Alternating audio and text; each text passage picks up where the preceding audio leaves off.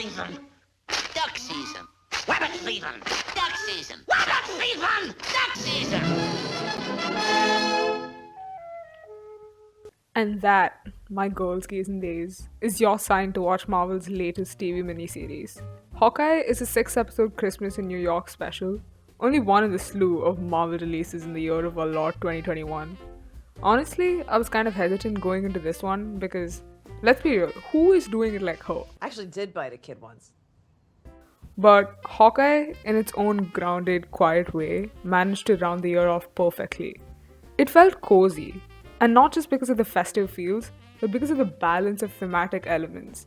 Ooh, and pizza dog, obviously. Spoiler alert for all 6 episodes of Hawkeye, by the way. So here's what I mean by balance, right? There's a whole campy musical where they acknowledge the genre of when Iron Man hits the card I'm still making payments on memes.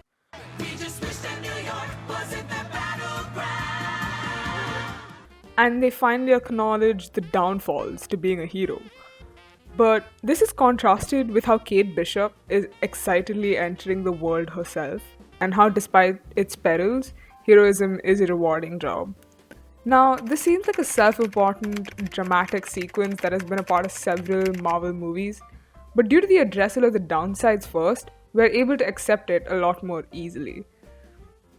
For us damaged burnouts who have grown up on AO3 and all we're looking for is good character dynamics, the show caters to us as well. The protagonist's interactions with their opposition, be it Yelena or the Tracksuit Mafia, is often lighthearted, but that doesn't make them any less formidable when it comes down to it.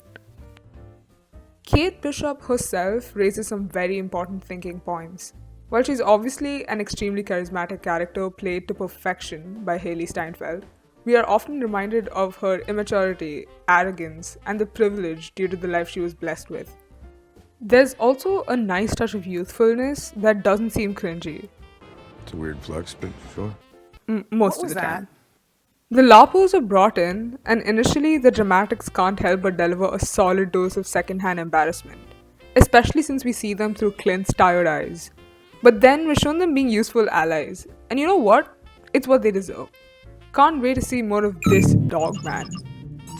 The cinematography was also done experimentally with some fun shots that helped make the visuals really dynamic.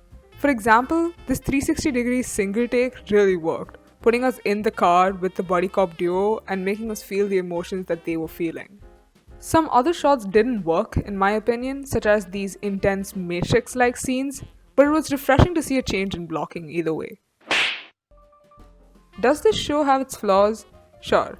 Marvel stuck to its usual template of flashback, thirst for revenge, and redemption narrative for Echo, and that just made her entire arc in the show seem a little flat. Kingpin's introduction also took away from the show for me because it was so sudden and so out of place and seemed to be there simply to set him up for the MCU.